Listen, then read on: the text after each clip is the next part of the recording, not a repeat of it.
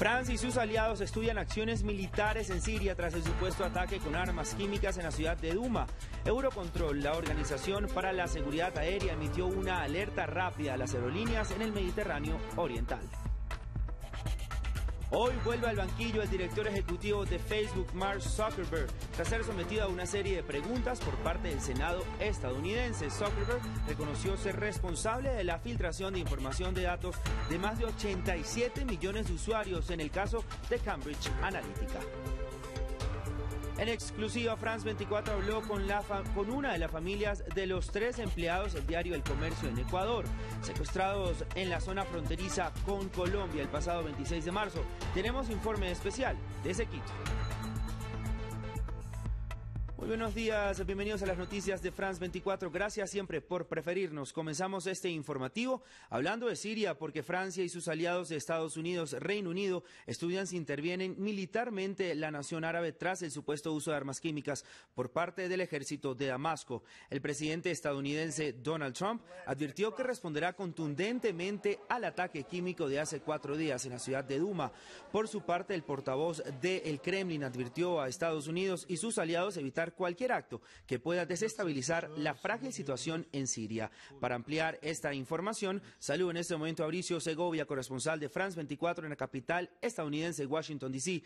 Bricio, muy buenos días. ¿Qué se sabe de la euroalerta por un posible ataque de misil por parte de Estados Unidos a Siria?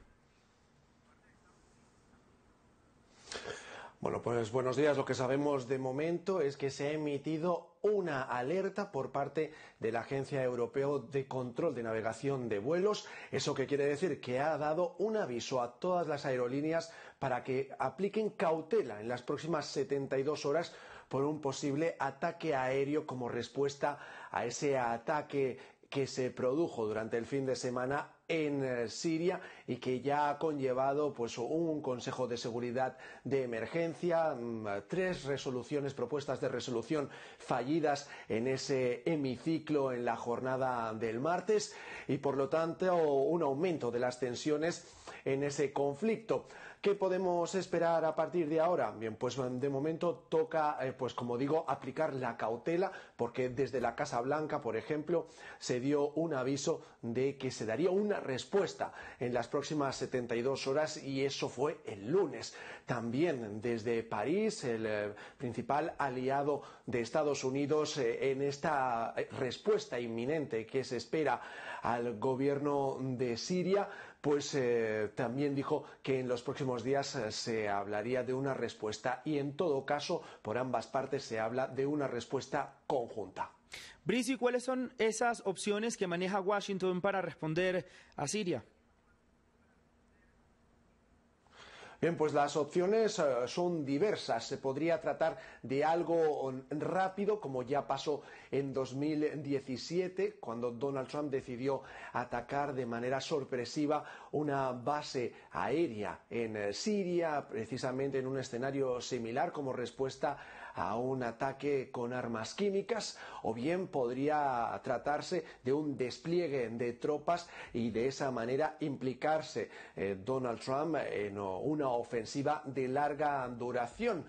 Sea lo que sea, parece ser que la vía diplomática está desgastada ya en este conflicto. Son más de 7 años los que se llevan intentando resolver este conflicto, tanto en Naciones Unidas como por las diferentes partes que están tomando pues acción sobre el terreno. Recordemos que allí pues actúa no solamente Rusia como principal aliado de Siria, igual que Irán, sino que también hay una coalición internacional liderada por Estados Unidos que lleva años pues trabajando desde el terreno, en todos casos siempre bajo la premisa de combatir el terrorismo en territorio sirio. Pero en esta ocasión, como digo, el principal objetivo, y esto lo dijo el presidente francés Macron, sería pues acabar con los lugares donde se encuentra, donde dispondría de armas químicas el gobierno de Bashar al-Assad. Eso nos da una pista de cuáles podrían ser los objetivos y el tipo de ataque que se podría lanzar en las próximas horas.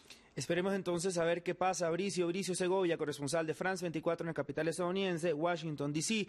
Nosotros continuamos en Estados Unidos porque el director ejecutivo de Facebook, Mark Zuckerberg, reconoció la responsabilidad de la compañía por la filtración de información de más de 87 millones de usuarios en el caso de Cambridge Analytica. Hoy vuelve a comparecer ante los senadores. Tatiana Suárez nos amplía en el siguiente informe. Señor Zuckerberg, ¿se sentiría cómodo compartiendo con nosotros el nombre del hotel en el que se hospedó anoche?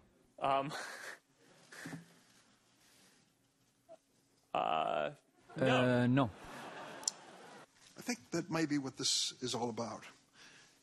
Creo que de eso se trata todo esto, su derecho a la privacidad, los límites de su derecho a la privacidad y cuánto afecta su frase conectar a personas de todo el mundo.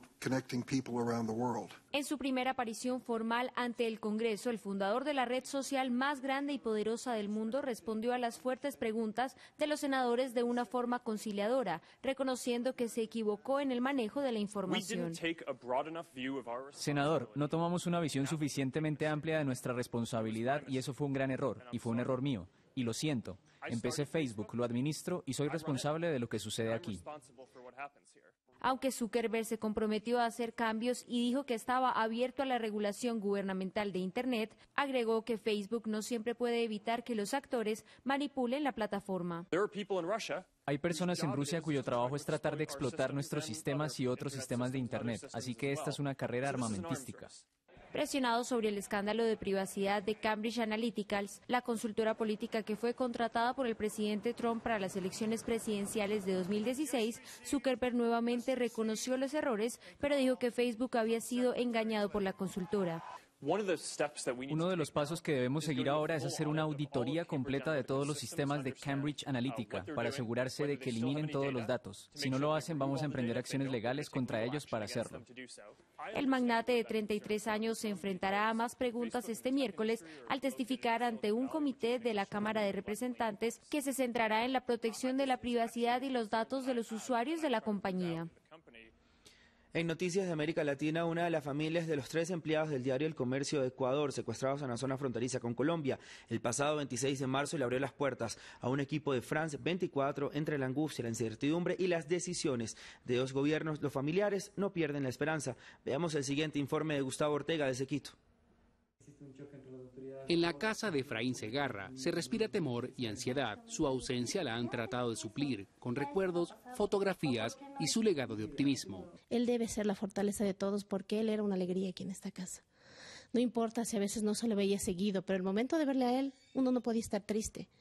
Yo sé que él es la persona que está dándoles fuerza, que les mantiene unidos porque él fue así aquí. Cristian Segarra ha abanderado la lucha por la liberación de su padre, parte del equipo de cobertura del diario El Comercio, que junto a Paul Rivas y Javier Ortega fueron secuestrados en la zona fronteriza con Colombia, según las autoridades, por el frente autodenominado Oliver Sinisterra, que estaría conformado por disidentes de las FARC que no se plegaron al proceso de paz en ese país. Lo más seguro es que estén en la frontera y ese es un problema binacional que tiene que ser afrontado de esa manera. Entonces, nosotros estamos en esa lucha, vamos a tomar acciones más fuertes para involucrar al gobierno colombiano, sobre todo en este proceso. Además, su preocupación crece por recientes declaraciones del ministro del Interior del Ecuador, quien negó que se haya iniciado un proceso de negociación. No hemos hablado nunca de negociación, no se ha puesto esa palabra nunca en ningún ente de gobierno.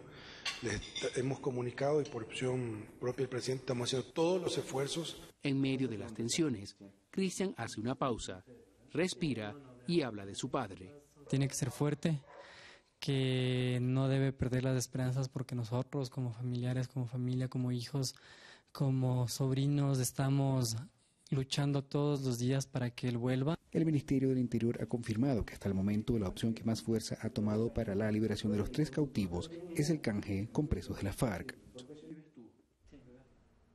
Y en Argelia, cientos de personas murieron al estrellarse un avión de las Fuerzas Aéreas Argelinas en un campo cerca de la base aérea de Bufarik, en la ciudad de Blida, según el reporte de las autoridades.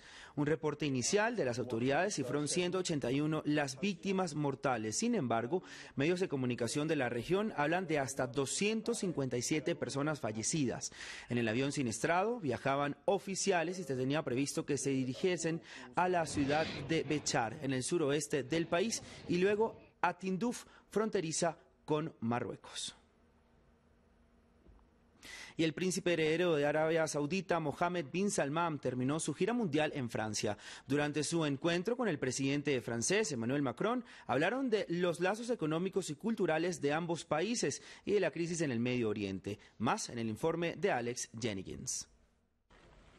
La reunión estaba destinada a fortalecer los lazos económicos y culturales, pero en un momento de tensiones en Medio Oriente era inevitable que cuando el príncipe heredero de Arabia Saudita se reuniera con el presidente francés, hubiera muchas otras cosas de qué hablar.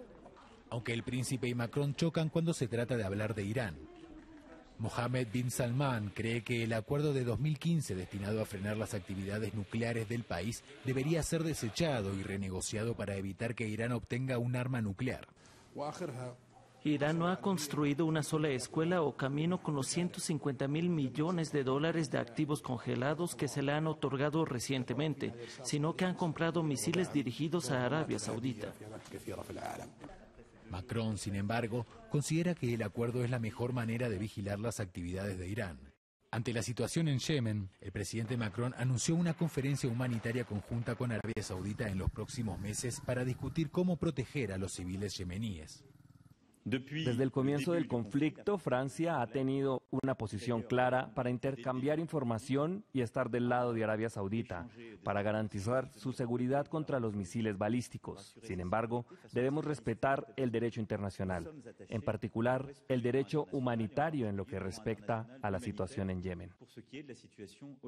Los dos líderes mostraron un frente unido cuando se trata de Siria, con el príncipe diciendo que su país podría unirse a Francia en una acción militar.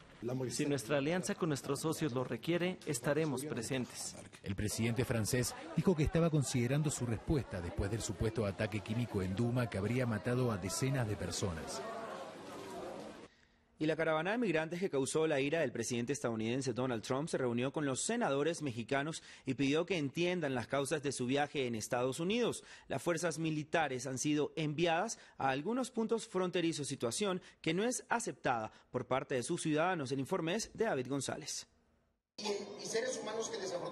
La caravana de migrantes que enfureció a Trump se reunió con senadores mexicanos. Pidieron al presidente Enrique Peña Nieto luchar por los migrantes, hablaron de los peligros en la ruta y explicaron la razón del por qué huyen. Que es bien difícil, más que todo por nuestros hijos, que los traemos a un camino pues, donde ellos no merecen. Pero igualmente, o sea, hacemos el sacrificio de esta lucha, pues también por ellos, por sacarlos, pues que no vivan en esta situación que está pasando en nuestro país. El presidente de Estados Unidos envió miles de tropas a la frontera con México para ayudar en el control migratorio, impulsado por las imágenes de la caravana de más de 1.000 migrantes centroamericanos que se dirigía a su país. Las tropas permanecerían en los puntos fronterizos hasta que el muro que quiere construir sea finalizado. No todos en los pueblos fronterizos están de acuerdo con la medida.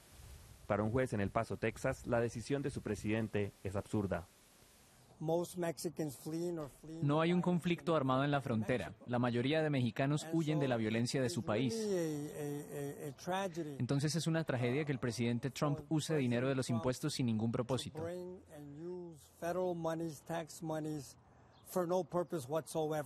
Una parte del muro ya se construye en una zona de unas 20 millas en El Paso. La obra costó $70 millones y está localizada en un lugar donde se arrestaron por lo menos 25.000 personas el año pasado por buscar una mejor vida en Estados Unidos. En Tailandia, locales de la antigua ciudad de Ayutthaya y turistas festejaron el inicio del Water Splashing Festival. Con elefantes pintados con coloridas flores de la cabeza a los pies, niños y adultos por igual disfrutaron del rocío de agua de la trompa de los elefantes. El festival se celebra también en otros países del sudeste asiático como Myanmar, Laos y Camboya. En Tailandia, el Festival del Agua tiene lugar principalmente entre el 13 y el 15 de abril. Y con estas imágenes nos despedimos de este informativo de France 24. Continúe con nosotros.